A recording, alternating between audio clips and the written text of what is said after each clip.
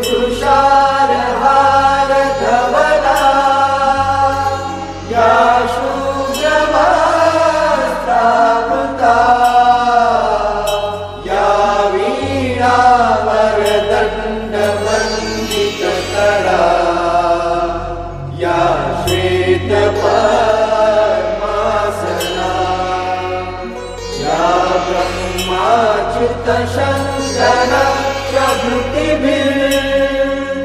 देवै सदा वन्दिता सा मां पातु सरस्वती भगवती निःशेषजायापहा। ओम शांती। नवरात्रीचे दिवस सुरू आहेत। आज आपला स्वमान जो आहे ज्ञानाची गंगा सरस्वती, तर सत्य ज्ञान सत्य शिवबाबांच्या द्वारे आपल्याला प्राप्त झालेला आहे आणि ह्या ज्ञानामुळे आत्मा सद्गतीला प्राप्त करते। तर हे इतकी श्रेष्ठ ज्ञान आहे की जे एक जन्म नाही परंतु जन्म जन्मांतर आत्म्याला श्रेष्ठ पदाची प्राप्ती करून देते। तर आधी आपण फक्त पूजा करत होतो, ज्यावेळेस ज्ञानाचं धन आपल्याला पाहिजे नसतं त्यावेळेस आपण माता सरस्वतीकडे जातो, विद्या ग्रहण करण्यासाठी माता सरस्वतीकडे आपण जातो। पण आज हे आपण अनुभव करत आहोत की आपण स्वतःच मां सरस्वती बनून साऱ्या विश्वाला हे सत्य ज्ञान पोहोचवण्याच्या मार्गावर आहोत किंवा पोहोचू शकतो। जरी स्थूल रूपाने नाही परंतु सूक्ष्म आत्मिक संकल्प जे आहेत किंवा मनसा सेवेच्या आधारे प्रत्येक आत्म्यापर्यंत हे ज्ञानाचे शुभ संकल्प पोचावेत, ही श्रेष्ठ कामना आज आपण दिवसभरामध्ये करूया। सर्व आत्म्यांना सत्य ज्ञानाची प्राप्ती होवो। तर आज 20 ऑक्टोबर आहे, 2020 ची मुरली आपण ऐकत आहोत। आजच्या मुरलीचे सार आहे, गोड मुलांनो, तुम्ही आत्मिक गुप्त मदत करणारे सैनिक आहात। तुम्हाला साऱ्या जगाला नुकसानीपासून वाचवायचे आहे, बुडणाऱ्या नावेला किनाऱ्याला लावायचे आहे। प्रश्न आहे, संगम युगावर बाबा कोणते विद्यापीठ उघडत आहेत जे साऱ्या कल्पामध्ये होत नाही? उत्तर आहे, राजाई प्राप्त करण्याच्या शिक्षणासाठी ईश्वरीय पित्याचे विद्यापीठ किंवा कॉलेज संगम युगावरच बाबा उघडतात। असे विद्यापीठ साऱ्या कल्पामध्ये असत नाही। या विद्यापीठामध्ये शिक्षण घेऊन तुम्ही दुहेरी मुकुटधारी राजांचे राजा बनत आहात। ओम शांती। गोड गोड आत्मिक मुलांना प्रथमतः बाबा विचारतात की येथे येऊन जेव्हा बसता तर स्वतःला आत्मा समजून बाबांची आठवण करता का? कारण येथे तुम्हाला कोणता कामधंदा, मित्र संबंधी इत्यादी पण नाही। ज्यावेळेस मधुबन मध्ये जातो त्यावेळेस एकांत भेटतो ना, तुम्ही हा विचार करून येता आम्ही बेहदच्या बाबांना भेटण्यासाठी जात आहोत असे कोण म्हणते? आत्मा शरीराद्वारे बोलत आहे ना। पारलौकिक बाबांनी हे शरीर उधारीवर घेतले आहे, शिवबाबांनी ब्रह्मा बाबांचा रथ उधारीवर घेतला आहे, यांच्याद्वारे समजवत आहेत। हे एकदाच होते, पूर्ण कल्पामध्ये बाबा एकदाच येतात। जे बेहदचे बाबा येऊन शिकवत आहेत, स्वतःला आत्मा समजून बाबांची आठवण केल्याने तुमची नाव पार होईल। प्रत्येकाची नाव बुडलेली आहे, जो जेवढा पुरुषार्थ करेल तेवढी नाव पार होईल। गातात पण की हे नावाड्या माझी नाव पार कर। खरे तर प्रत्येकाला स्वतःच्या पुरुषार्थाने किनाऱ्याला जायचे आहे। जसे पोहायला शिकवितात ना, मग शिकतात, तर स्वतः पोहतात. या सर्व शारीरिक गोष्टी आहेत स्थूल रूपामध्ये. या आत्मिक गोष्टी आहेत. तुम्ही जाणता, आत्मा आता दलदलीमध्ये फसली आहे. यावर हरणाचे पण उदाहरण आहे. पाणी समजून जाते, परंतु तेथे चिखल असतो, त्यामध्ये फसते. कधी कधी बोट, मोटर इत्यादी पण चिखलामध्ये फसतात. मग त्यांना बाहेर काढतात. ते सर्व मुक्त करणारे सैनिक आहेत. ज्यावेळेस असे संकट येते, त्यावेळेस मिलिटरीला बोलवले जाते. ते सर्व मुक्त करणारे सैनिक आहेत. तुम्ही आत्मिक सैनिक आहात. तुम्ही जाणता की सर्व मायेच्या दलदलीमध्ये फसलेले आहेत. याला मायेची दलदल म्हणली जाते. बाबा येऊन समजवित आहेत. यातून तुम्ही कसे बाहेर येऊ शकता ते मुक्त करत आहेत. त्यामध्ये मनुष्य मनुष्यांना मदत करतात. ज्यावेळेस कुणी फसले असेल, तर दुसरा मनुष्य जाऊन त्यांना मदत करतो. येथे तर आत्मा दलदलीमध्ये जाऊन फसली आहे. बाबा रास्त सांगत आहेत. यातून तुम्ही कसे बाहेर येऊ शकता, मग दुसऱ्यांना पण रस्ता दाखवू शकता. स्वतःला आणि इतरांना रस्ता सांगायचा आहे. तुमची नाव या विषय सागरातून क्षीरसागराकडे कशी जाईल? सतयुगाला क्षीरसागर म्हणतात, म्हणजे सुखाचा सागर. हा दुःखाचा सागर आहे. सुख कमी आणि दुःख जास्त आहे. रावण दुःखाच्या सागरामध्ये बुडवितो. बाबा येऊन सुखाच्या सागरामध्ये घेऊन जातात. तुम्हाला आत्मिक नुकसानीपासून वाचवणारे सैनिक म्हणले जाते. तुम्ही श्रीमतावर सर्वांना रस्ता सांगत आहात. प्रत्येकाला सांगत आहात की दोन पिता आहेत. एक हदचे पिता, दुसरे बेहदचे पिता. आत्म्याचे पिता म्हणजे बेहदचे पिता, आणि शरीराचे पिता म्हणजे फक्त या देहाला जन्म देणारे ते हदचे पिता. प्रत्येकाचे वेगवेगळे आहेत. आत्म्याचे पिता सर्वांचे एकच आहे. लौकिक पिता असताना पण सर्व पारलौकिक पित्याची आठवण करतात, परंतु त्यांना थोडे पण जाणत नाही. बाबा काही निंदा करीत नाहीत, परंतु विश्व नाटकातील रहस्य समजवित आहे. ईश्वराला न ओळखणे हे पण एक रहस्य आहे, जे बाबा येऊन त्याला सोडवितात. हे पण समजवण्यासाठी की यावेळी सर्व मनुष्य मात्र 5 विकार रूपी दलदलीमध्ये फसलेले आहेत. आसुरी संप्रदाय आहेत. दैवी संप्रदायाला आसुरी संप्रदाय नमन करत आहेत, कारण ते संपूर्ण निर्विकारी आहेत. संन्यासांना पण नमन करतात. ते पण घरदार सोडून जातात ना, पवित्र राहतात. या संन्यासी आणि देवतांमध्ये रात्रंदिवसाचा फरक आहे. देवतांचा जन्म योग बळाद्वारे होतो. या गोष्टी कोणीही जाणत नाही. सर्व म्हणतात ईश्वराची गतमत वेगळी आहे, आम्ही जाणू शकत नाही. एवढे विशाल नाटक बनवलेले आहे आणि याच्यामध्ये प्रत्येकाची आपापली भूमिका आहे. तर हे विशाल आहे ना, सर्वच गोष्टी न समजण्यासारख्या आहेत, परंतु बाबा खूप सोप्या पद्धतीने येऊन आपल्याला समजवित आहे. ईश्वराचा अंत मिळू शकत नाही. फक्त ईश्वर किंवा भगवान म्हणल्याने एवढे प्रेम वाटत नाही. सर्वात चांगले अक्षर पिता आहे.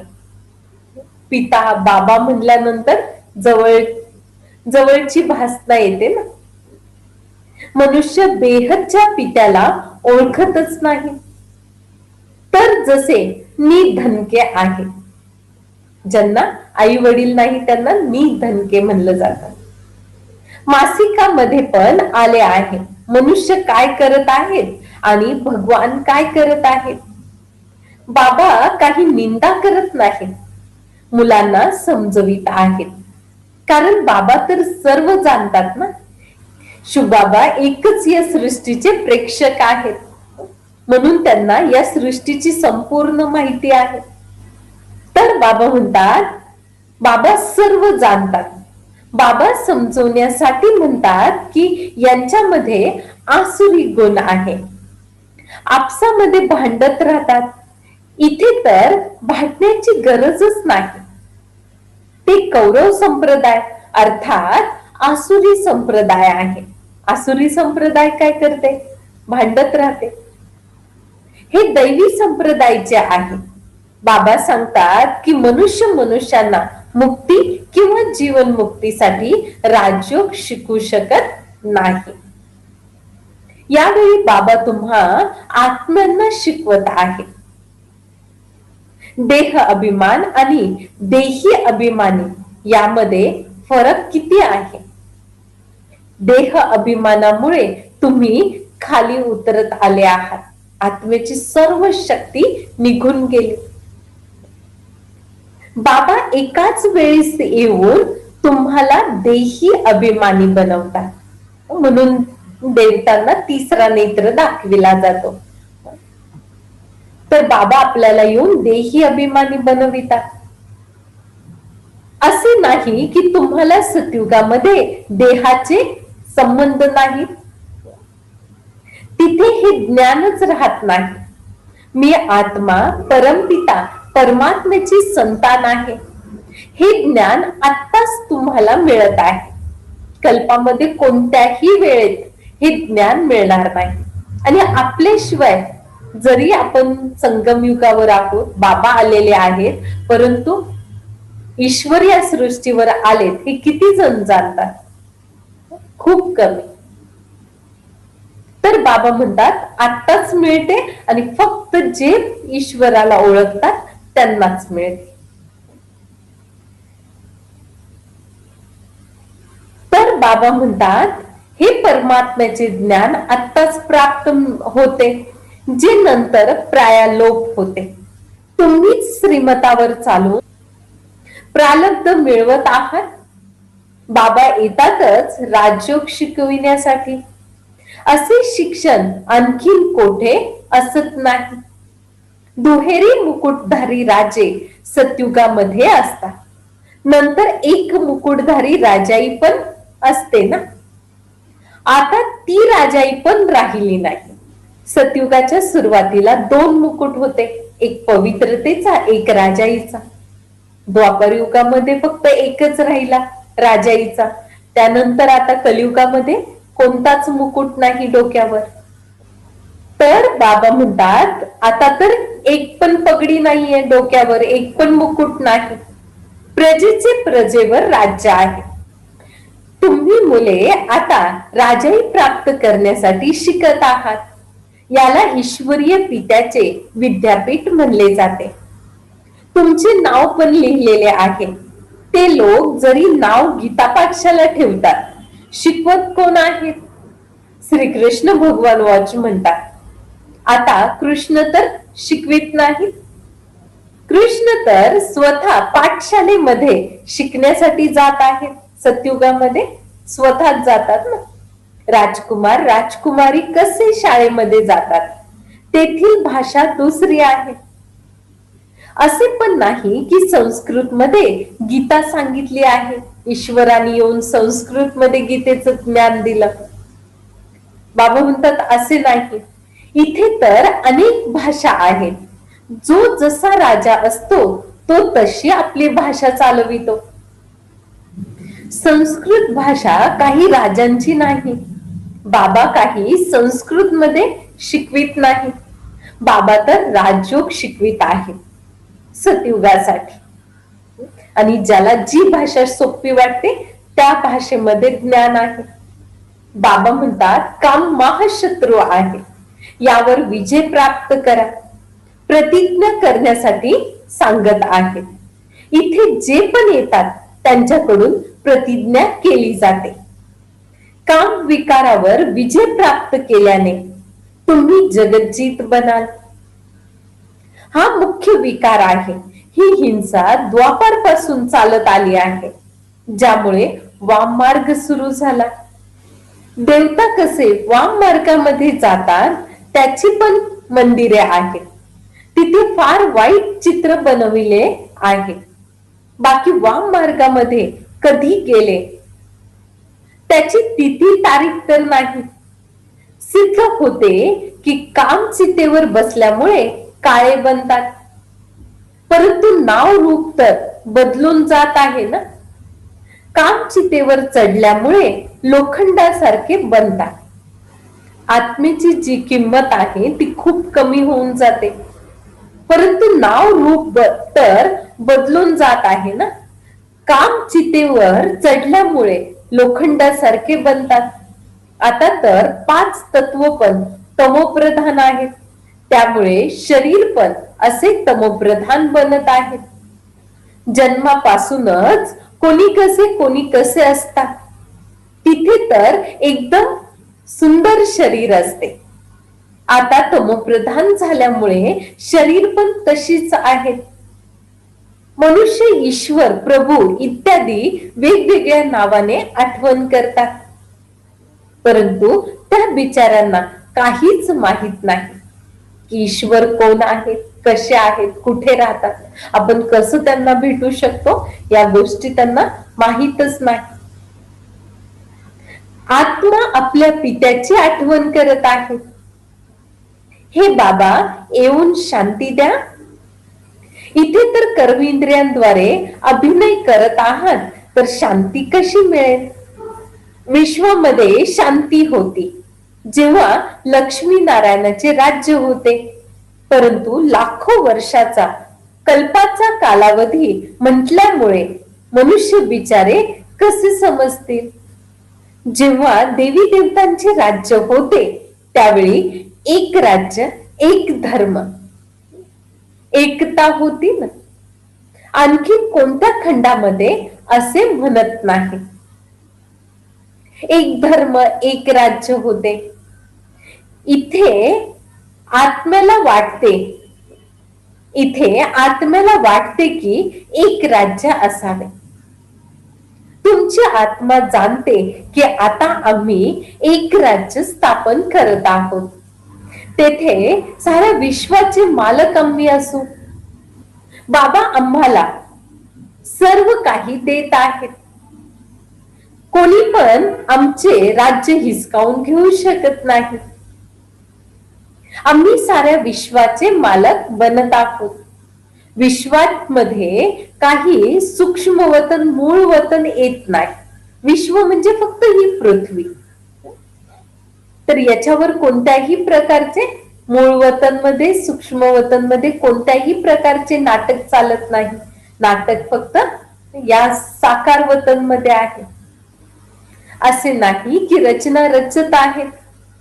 बाबा येतातच संगम युगावर जुन्या दुनियेला नवीन बनविण्यासाठी. दूर देशातून बाबा आले आहेत. तुम्ही जाणता की नवीन दुनिया आमच्यासाठी बनत आहे. बाबा आम्हा आत्म्यांचा शृंगार करत आहेत. त्याच्याबरोबर मग शरीराचा पण शृंगार होत आहे. आत्मा पवित्र झाल्यामुळे मग शरीर पण सतोप्रधान मिळते.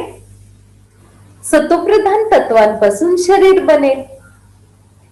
यांचे सतोप्रधान शरीर आहे.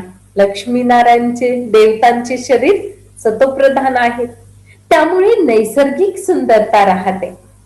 गायन पण आहे ना की यांच्यामध्ये शक्ती आहे. आता शक्ती कुठून मिळते? देवी देवतांमध्ये खूप शक्ती होती असं म्हणतात, मग त्यांच्यामध्ये शक्ती कुठून आली? एकच देवी देवतांचा धर्म आहे ज्यापासून ताकद मिळत आहे. हे देवताच साऱ्या विश्वाचे मालक बनत आहेत. आणखीन कोणी विश्वाचे मालक बनू शकत नाही. तुम्हाला किती ताकद मिळत आहे? लिहिले पण आहे की आदि सनातन देवी देवता धर्माची स्थापना शुबाबा ब्रह्माद्वारे करत आहेत. या गोष्टी दुनियेमधील थोडेच कोणी जाणतात. बाबा म्हणतात की मी ब्राह्मण कुळाची स्थापना करत आहे. मग त्यांना सूर्यवंशी राजधानीमध्ये घेऊन जातो. जे चांगल्या रीतीने शिकतात ते उत्तीर्ण होऊन सूर्यवंशी मध्ये येतात. सर्व ज्ञानाच्या गोष्टी आहेत. त्यांनी मग स्थूल, बाण, हत्यार इत्यादी दिलेले आहेत. बाण चालविण्याचे पण शिकवत आहेत. ज्ञान कसे द्यायचे हे पण बाबा शिकवित आहेत. लहान मुलांना पण बंदूक चालविणे शिकवतात ना. तुमचा पण योगाचा बाण आहे. बाबा म्हणतात की माझी आठवण करा तर तुमचे विकर्म नष्ट होतील. हिंसेची तर गोष्टच नाही. तुमचे शिक्षण पण गुप्त आहे. तुम्ही आहात आध्यात्मिक, आत्मिक, दुसऱ्यांना नुकसानीपासून वाचविणारे सैनिक. कोणाला पण माहित नाही की आत्मिक सैनिक कसे आहेत. तर बाबा आपल्याला म्हणतात तुम्ही आध्यात्मिक, आत्मिक सैनिक आहात. तुम्ही गुप्त, आध्यात्मिक, आत्मिक, नुकसानीपासून वाचवणारे सैनिक आहात. साऱ्या दुनियेला तुम्ही वाचवत आहात. सर्वांची नाव बुडालेली आहे. बाकी सोन्याची लंका काही नाही. असे नाही की सोन्याची द्वारिका समुद्रामध्ये खाली गेली आहे. ती वर निघून येईल. द्वारकेमध्ये यांचे राज्य होते, परंतु सतयुगामध्ये होते. सतयुगी राजांचा पोशाख वेगळा असतो, त्रेतांचा वेगळा असतो. वेगवेगळे पोशाख, वेगवेगळ्या रीतिरिवाज असतात. प्रत्येक राजांचा रीतिरिवाज आपापला असतो. सतयुगाचे पण नाव घेतल्यानेच मन खुश होऊन जाते. असे म्हणतात स्वर्ग, पॅराडाईज, परंतु मनुष्य काहीच जाणत नाही. मुख्य तर हे देलवाडा मंदिर आहे. हुबहू यादगार आठवण जी आहे ती संगम युगाची आहे. देलवाडा मंदिर हुबेहू तुमचे स्मृतीस्थळ आहे. मॉडेल तर नेहमी छोटे बनवितात ना. ज्याप्रमाणे एखादी बिल्डिंग बनवायची असेल तर त्याचा आर्किटेक्चर जो असतो, त्याचा मॅप जो बनवतो, आकृती जो बनवतो, तर ती छोट्याशा पेजवर बनवून दाखवतो ना. तसं बाबा म्हणतात उदाहरण पण नेहमी छोटे बनविले जाते. हे बिलकुल बिनचूक मॉडेल आहे. शिवबाबा पण आहेत, आदिदेव पण आहेत. वर छताला स्वर्ग दाखविले आहे. शिवबाबा आहेत तर जरूर रथ पण असेल. आदिदेव बसले आहेत हे पण कोणाला माहित नाही. हा शिवबाबांचा रथ आहे. महावीरच राज्य प्राप्त करतात ना. आत्म्यामध्ये ताकद कशी येत आहे हे पण तुम्ही आता समजत आहात. वारंवार स्वतःला आत्मा समजा. आम्ही आत्मे सतोप्रधान होतो तर पवित्र होतो.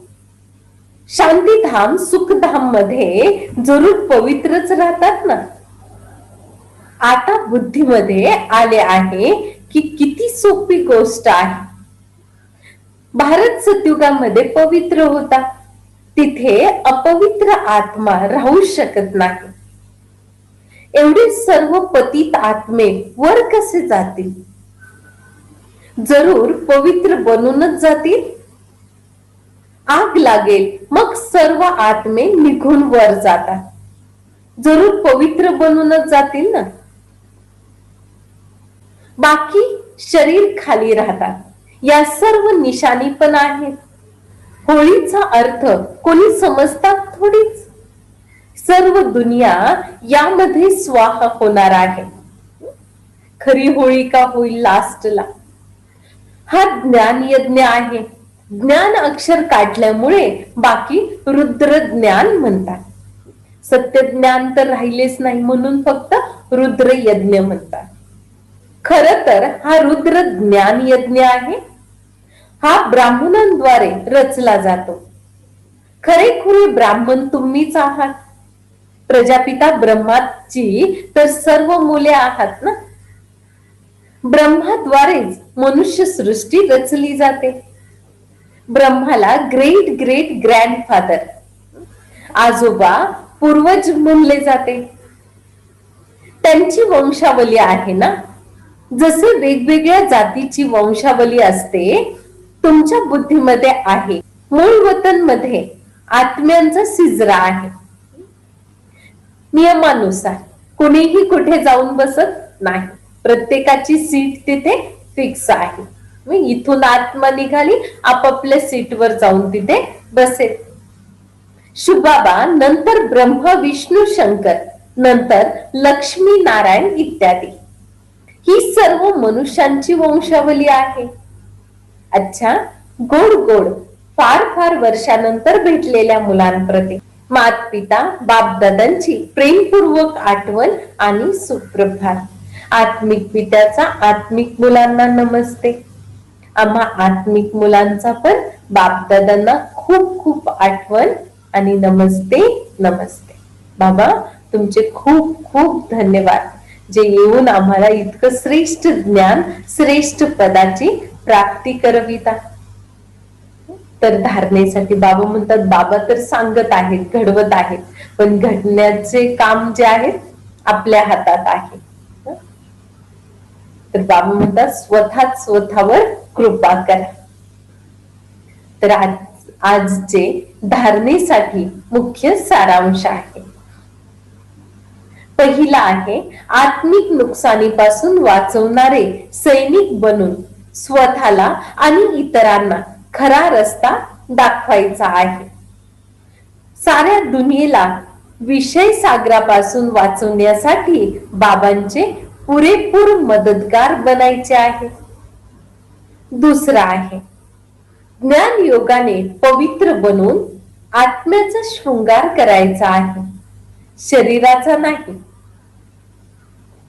आत्मा पवित्र बनल्यामुळे शरीराचा स्वतःच शृंगार होत आहे. अच्छा, आजचे वरदान आहे, मन बुद्धीला मनमत पासून मुक्त करून सूक्ष्म वतनचा अनुभव करणारे दुहेरी लाईट भव, ज्याला डबल लाईट बाबा म्हणतात. तर ते कसे करायचे बाबा विस्तारामध्ये सांगतात. फक्त संकल्प शक्ती म्हणजे मन आणि बुद्धीला नेहमी मनमतापासून वेगळे ठेवा. तर येथे राहून पण वतन मधील सर्व देखावे असे स्पष्ट अनुभव कराल, जसे दुनियेतील कोणता पण देखावा स्पष्ट पाहता. जसे नवरात्रीमध्ये मोठमोठ्या मंडळांमध्ये मोठमोठ्या देवी बसवल्या जातात ना, तर त्यांचे दर्शन करण्यासाठी, देखावा पाहण्यासाठी आपण जातो. तर बाबा म्हणतात की तुम्ही इथे राहून एक जागी बसून सूक्ष्म वतनचा देखावा, तिथे काय चालले आहे, तिथे कोण आहेत, कसे आहेत, कसं आपलं स्वरूप आहे, ते बाबा म्हणतात इथे आपण बसून अनुभव करू शकतो. फक्त मनाला मनमतापासून वेगळे ठेवायचे आहे. या अनुभूतीसाठी कोणते पण ओझे स्वतःवर ठेवू नका. सर्व ओझे बाबांना देऊन डबल लाईट बना, हलकं बना. मन आणि बुद्धीने आत्मा लाईट आहे आणि शरीर पण स्वतःच लाईटच्या रूपामध्ये अनुभव करायचे आहे. मन बुद्धीद्वारे नेहमी शुद्ध संकल्पाचे भोजन करा. कधी पण व्यर्थ संकल्प किंवा विकल्पाचे भोजन करू नका. तर ओझ्यापासून हलके होऊन उंच स्थितीला अनुभव करू शकता. आजचे बोध वाक्य आहे, व्यर्थला पूर्ण विराम द्या आणि शुभ भावनेचा साठा जमा करा. पूर्ण विराम म्हणजे शून्य. तर एकच्या सोबत पूर्ण विराम दिला, एखादी गोष्ट घडली आणि आपण त्याला फुल स्टॉप दिला, पूर्ण विराम दिला, तर किती झाला? 10 जमा झाले. परत घडत गेले, दिवसभरामध्ये किती अशा घटना घडतात. तर बाबा म्हणतात तुम्ही फुल स्टॉप लावा. मनाचे विचार चालवू नका, व्यर्थ चालवू नका. कारण की या सृष्टीमध्ये सर्व जे घडत आहे ते पूर्व नियोजित आहे. आपण बदलू शकत नाही. आपण काय बदलायचंय? स्वतःच्या मनाला, स्वतःच्या संकल्पांना, विचारांना बदलायचे आहे. तर बाबा म्हणतात आपल्याला दुहेरी मुकुटधारी बनायचे असेल तर डबल लाईट बनणे आवश्यक आहे. तर आज बाबांनी आपल्याला एक नवीन जसं स्वमान आठवण करून दिलेला आहे की आपण आत्मा, आध्यात्मिक, आत्मिक, दुसऱ्यांना बुडण्यापासून वाचविणारे सैनिक आहोत. तर मनुष्य आत्म्यांची नाव जी आहे, जीवनाची नौका जी आहे, बुडत आहे. बुडत आहे याचा अर्थ की दुःख, अशांती ते अनुभव करत आहे. तर आपल्याला श्रेष्ठ स्थितीमध्ये बसून अभ्यास करायचा आहे की आपण साऱ्या विश्वाला सुख आणि शांतीची किरणे देत आहोत. तर आपण हा अभ्यास दिवसभरामध्ये करायचा आहे. आजचे आपले स्वमान आहे, मी आत्मा सरस्वती आहे. तर साऱ्या दुनियेला सत्य ज्ञानाचा परिचय द्यायचा आहे.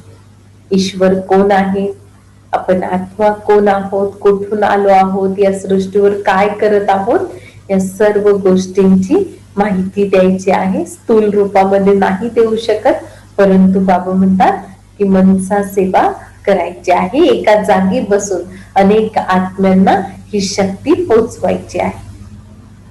अच्छा, ओम शांती.